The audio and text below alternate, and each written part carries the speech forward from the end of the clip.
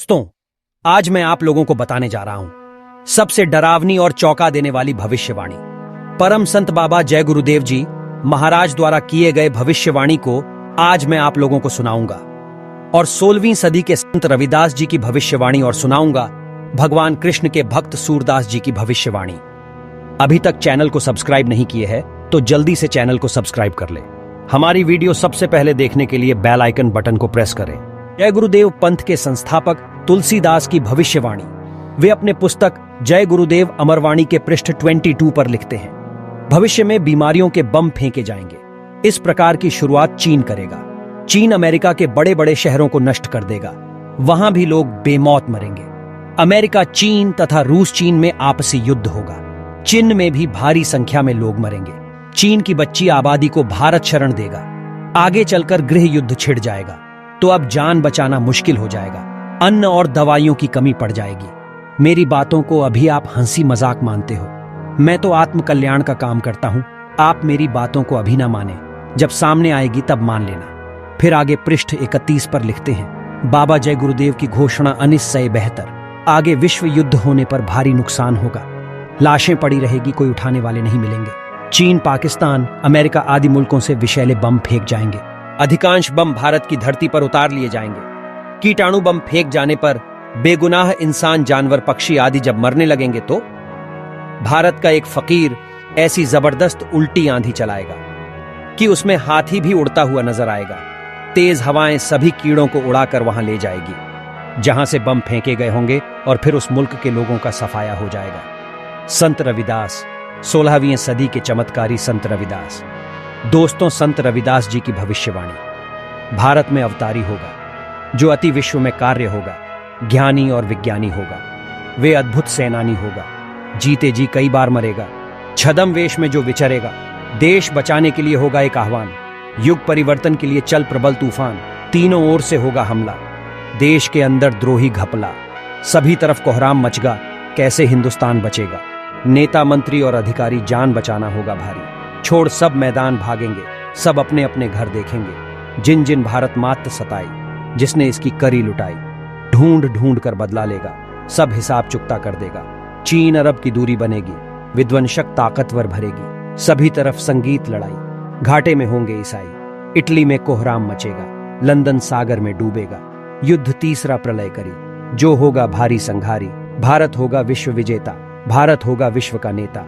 दुनिया का कार्यालय होगा, भारत में न्यायालय होगा।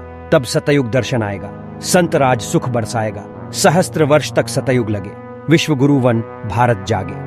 भगवान कृष्ण के भक्त सूरदास जी की भविष्यवाणी। 1540 ईस्वी में जन्मे संत सूरदास। रे मन धीरज क्यों न धरे, संवत 2000 के ऊपर ऐसा जोग परे। पूरब पश्चिम उत्तर दक्षिण चाहू दिशा कल फिरे। अकाल मृत्यु जग माही व्यापे, प्रजा बहुत मारे। स्वर्ण फूल बन पृथ्वी फूले, धर्म की बेल बढ़े। सहस्त्र वर्ष तक सतयुग व्यापे, सुख की दया फिरे। काल जाल से वही बचेगा जो गुरु का ध्यान धरे।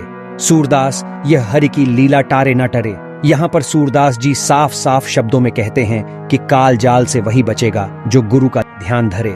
सूरदास यह हरि की लीला टारे न टरे। परम संत बाबा जय गुरुदेव जी महाराज लगातार कहते आ रहे हैं कि परिवर्तन निश्चित होगा, लेकिन कब और कैसे होगा, आइए जानते हैं इस वीडियो में। परिवर्तन का समय निश्चित है और उसी का इंतजार हो रहा है।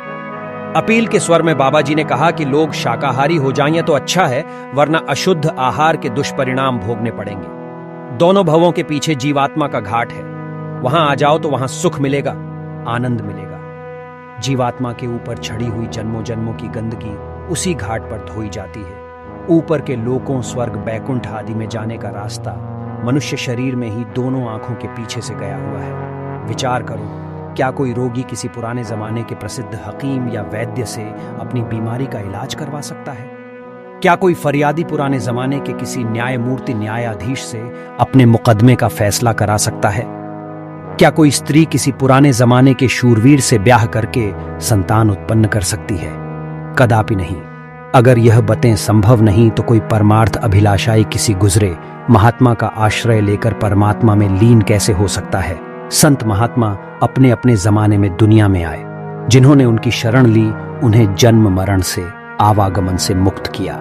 समय पूरा होने पर सांसारिक शरीर को त्याग दिया और परमात्मा में समा गए, परंतु संसार छोड़ने से पहले अपना आध्यात्मिक काम दूसरे महात्मा को सौंप गए। यह प्रकृति का नियम है, कुदरती वसूल है कि मनुष्य मनुष्य को समझाता है। परमात्मा इस स्थूल देश में अमर जीवन प्राप्त सद्गुरु द्वारा ही काम करता है। कुछ लोगों को ख्याल है कि पिछले महात्मा अब भी आध्यात्मिक मंडलों में विद्यमान हैं और हमारी सहायता कर सकते हैं। यदि किसी पिछले महात्मा को आध्यात्मिक काम करना भी हो तो वह प्रकृति नियम का पालन करते हुए, जिसके अनुसार मनुष्य को केवल मनुष्य ही समझा सकता, हद किसी जीवित महापुरुष द्वारा ही करेगा। अगर हमने किसी महात्मा को देखा नहीं और शैतान या कोई अन्य अधूरी रूह अंतरी मंडलों पर प्रकट होकर यह कहे कि मैं अमुक महात्मा हूं, तो हम उस महात्मा को न पहचान सकने के कारण धोखे के शिकार हो जाएंगे। अगर पिछले महात्मा हमारे पथ प्रदर्शक हो सकते हैं और समय के गुरु की आवश्यकता नहीं, ऐसी हालत में सवाल यह पैदा होता है कि पुराने जमाने में गुरु की जरूरत क्यों थी। अगर गुजरे महात्मा रूहानी तालीम देकर अब रूहों को मालिक से मिला सकते हैं, तो कुल मालिक स्वयं यह काम कर सकता था। अगर जिंदा महात्मा की जरूरत किसी जमाने में थी, तो वह इस बात का प्रमाण है कि जिंदा गुरु की अब भी जरूरत है और हमेशा रहेगी।